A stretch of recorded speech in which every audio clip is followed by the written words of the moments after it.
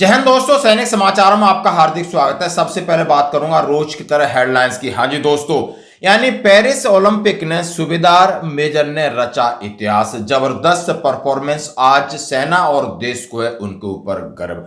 तो खबरें करते हुए साथ से सबसे पहले मैं बात करूंगा कि केंद्रीय सैनिक बोर्ड रक्षा मंत्रालय ने पैसों की घोषणा की है कि कौन सा ग्रांट कितना और जेसीओस और ओआर को मिलेगा इसके बारे में। और ईसीएचएस की एक अच्छी शुरुआत, एक ऐसे बड़े झंझट से आपका पीछा गया छूट। और वन रैंक वन पेंशन पर जनरल सतवीर साहब ने आखिर क्या कहा, उनका लाइव इंटरव्यू देखिए।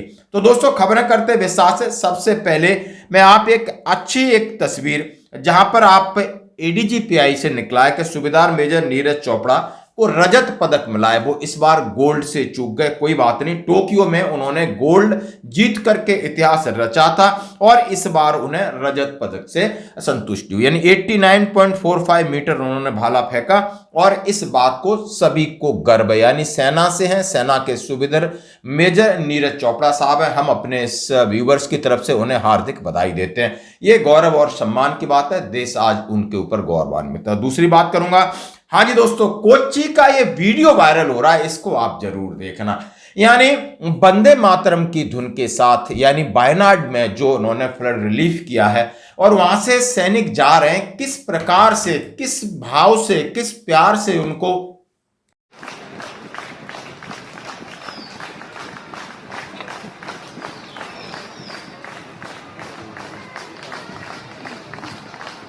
उनकी विदाई हो रही है, वो आप देखकर गदगद हो जाओगे। इसको कहते हैं, यानी सेना को लोग कितना प्यार करते हैं, सम्मान करते हैं, एक दृश्य। अब बढ़ते हैं उन खबरों की तरफ जिसका आपको इंतजार। सबसे पहले केंद्रीय सैनिक बोर्ड रक्षा मंत्रालय भूतपूर्व सैनिक के लिए कल्याणकारी योजना, ये उसकी साइट से है केंद्रीय सैनिक बोर्ड की। और इसमें आर्थिक सहायता है, राशि और कौन कौन पात्र होगा। निर्धनता आर्थिक सहायता 65 वर्ष और उससे अधिक गैर पेंशन भोगी हवलदार रैंक तक जिनको पेंशन नहीं मिल रही थी, उनको राशि 4,000 प्रतिमाह जीवन भर है, जिन्हें किसी भी तरह का पेंशन न मिलता हो। शिक्षा भत्ता आश्रित 2 बच्चे तथा विधवाएं स्नातक स्तर तक और स्नाकोत्तर तक 1,000 प्रतिमाह। पेंशन और गैर पेंशन भोगी हवलदार रैंक तक, यानी जेसीओ को उसमें नहीं है। दिव्यांग बच्चों को आर्थिक सहायता, केवल 100% दिव्यांग बच्चे हैं, 3,000 रुपए प्रतिमाह। पेंशन गैर पेंशन दोनों को मिलेंगे, जेसीओ रैंक तक के लिए। पुत्री विवाह का आर्थिक सहायता 2 बेटियों तक 50,000 रुपए। पेंशन और गैर पेंशन ले रहे हो या नहीं ले रहे हो, हवलदार रैंक के तक के लिए है दोस्तों, अभी ये नया निकला है। बीमारी भत्ता आर्थिक सहायता 30,000 रुपए अधिकतम, गैर पेंशन भोगी हवलदार रैंक तक जो कि जिनको पेंशन नहीं मिलती। अनाथ बच्चों को आर्थिक सहायता समस्त रैंक 3,000 प्रतिमाह, पुत्री के शादी होने तक। विधवाओं के लिए व्यावसायिक प्रशिक्षण 20,000 एक बार। और गंभीर बीमारी 1.25 लाख रुपए। दिव्यांग भूतपूर्व सैनिकों के लिए व्हील चेयर 1 लाख रुपए का अनुदान सभी रैंकों के लिए। एक नया अपडेट है जो आपके सामने मैं शेयर कर रहा हूं।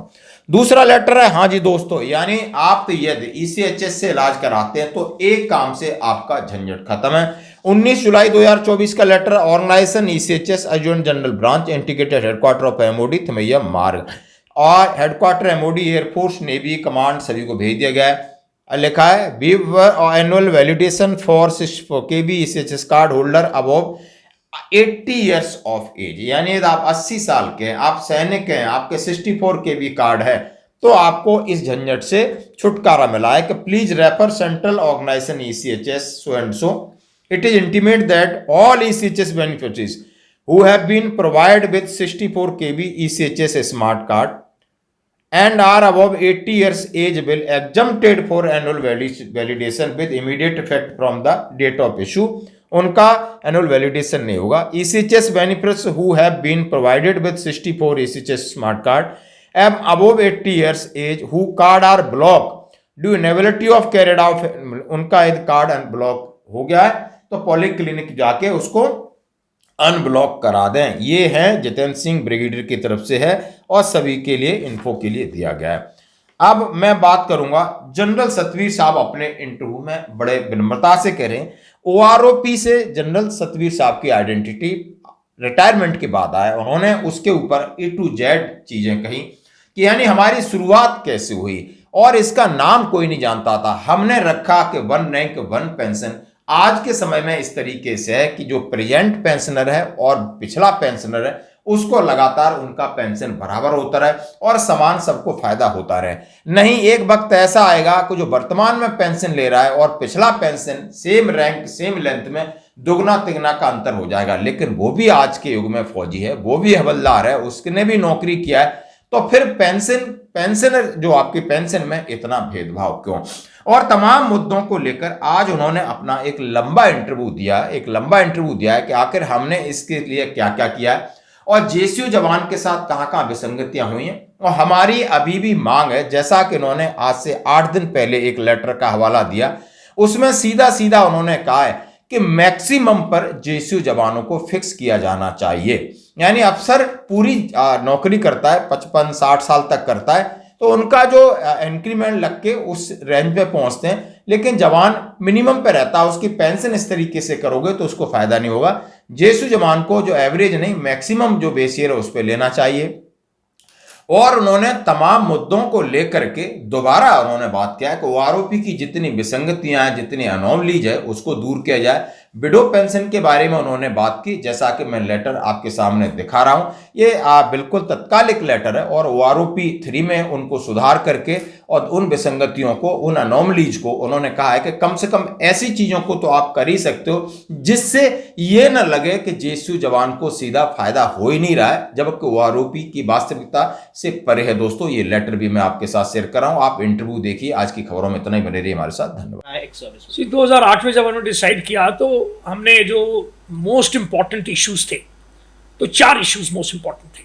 उन सब में जो 1 रैंक 1 पेंशन था वो सबसे ऊपर था, क्योंकि 1 रैंक 1 पेंशन से जो गैप है between past retirees and current retirees वो बहुत ज़्यादा रहता है।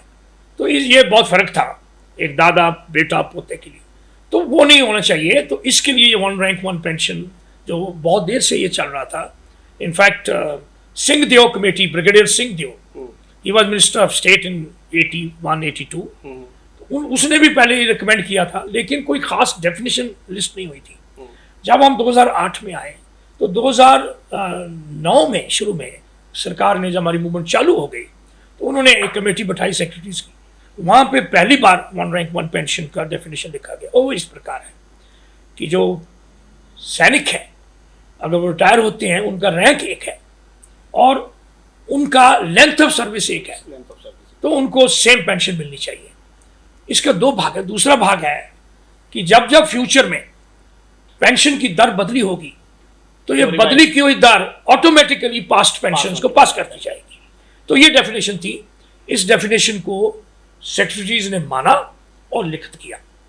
उसके बाद कोश्यारी कमेटी आई 2011 में, उन्होंने भी इसी डेफिनेशन को लिया। Heading by Bhagat Singh Koshyari, parliament committee. Yes, 10 MPs की कमेटी थी। उन्होंने रिकमेंड किया 1 रैंक 1 पेंशन देना चाहिए। पहले वालों ने बढ़ोतरी दी लेकिन रिकमेंड नहीं किया। 2012 में एक और कमेटी बैठी, उन्होंने भी रिकमेंड नहीं किया, लेकिन उन्होंने भी बढ़ोतरी दी और पेंशन जेसीयू जवान की बोला मैक्सिमम ऑफ द रैंक होगी, of that notional maximum of the rank and group. But 2014 में सरकार नहीं देना चाहती थी हमारे को। जब हम प्रेजेंट सरकार, उन्होंने हमें वायदा किया, हमने उस वक्त 2013 में सभी पार्टीज को लिखा। सो द फैक्ट इज हमें 1 रैंक 1 पेंशन नहीं दिया गया। तो 2015 में जब हमको कोई और ऑप्शन नहीं थी, इसी के बीच में हमने जब अपना एक प्रोटेस्ट मूवमेंट शुरू कर दिया 15 जून 2015 से, तो 1 महीने के बाद ही लेट हमारे एक लीगल न्यूमरी जो डिफेंस जो लॉ मिनिस्टर भी रहे हैं श्री राम जेठमलानी जी, वो आप आए जंतर मंत्र में। उन्होंने ये समझा कि ये जरूर मिलना चाहिए। I would say that he knew, he had a foresight that this what we are demanding is correct. He even told us that he has written a DO letter to the Prime Minister saying that this must be given, but it was not given to us. Then he himself took up a case in the Supreme Court. Sir, I'll come first on 5th September 2015. Okay. I think government announced an OP on that particular day. And उसके बाद भी I saw a press conference at Jantar Mantar which was addressed by you. And वहाँ से declare हुआ कि ये protest continue रहेगा. क्या उन्होंने दिया, क्या आप डिमांड कर रहे थे, कितनी एनॉमलीज थी, और क्या प्रोटेस्ट ही कंटिन्यू करने के अलावा कोई ऑप्शन था? And one more follow up question, that was your GB governing body was on board unanimously for the continuation of the protest? All decisions in Indian ex-servicemen movement are taken by the GB through majority. So all decisions which have happened so far and in future, they will all be discussed and unanimous decision taken and passed to all ex-servicemen of our membership. Now, can we come to the anomalies? Okay. Now, on 4th night, we got a call by the Honorable late Shri Manoj Parker, Defence Minister, that we should come to their homes because next day this thing was to be announced. So he finally asked us, भाई ये हम ये करने जा रहे हैं. वो 5 साल वाली 1 rank 1 पेंशन देना चाहते थे, जो कि असली वाली 1 rank 1 पेंशन नहीं था. 5 साल वाली में एक मतलब ये है कि जो भाग 2 है, भाग 1 same rank, same length of service, same pension. The revision part. The revision part they changed. They made an amendment. They say हम ये ऑटोमेटिकली पास नहीं करेंगे, हम periodically पास करेंगे और हम अभी पीरियड 5 साल फिक्स करते हैं. जब उन्होंने ये बोला तो 1 rank 1 पेंशन नहीं था. हमने उसको ऑब्जेक्ट किया after discussion by the GB, by everybody. So it was unanimously rejected that we will not accept this. So this meeting was held there at the residence along with your GB members there. Our then General Chief Sohag was present. All 3 chiefs. Yes. आप बताओ कोई movement जो है, आप पूरी history देखो. But sir काफी ex serviceman भी उसके बाद नहीं देखे जनता मानते. नहीं, देखो नंबर कम जरूर हुआ, कम जरूर हुआ. उसके यस कम इसलिए हुआ क्योंकि कुछ उनको मिल गया था. Some are people because we are too busy, हमने पूरा घर देखना है, फैमिली देखनी है, नौकरियां देखनी है, बच्चों को देखना है, पढ़ाइयां करनी है, शादियां करनी है. तो जब कुछ मिल गया तो उन्होंने, हम जब जारी रख रहे थे वो हमारे साथ थे. जब हमने किसी को कांटेक्ट किया तो they were all, even today the people who in between, as what you are mentioning, that आप गए तो वहां पे थोड़ा डिफरेंस मिला, वो भी मैं ये कहता हूं कि वो इस मूवमेंट की तरफ से नहीं है, ना ही कोई डिसीजन की तरफ से है. उनका सिर्फ यही था किसी, या तो उनको मिसलीड किया गया कि वो गैप डालने लग दिया बिटवीन से जवान जेसीओ ऑफिसर्स के बीच में, जो नहीं होना चाहिए.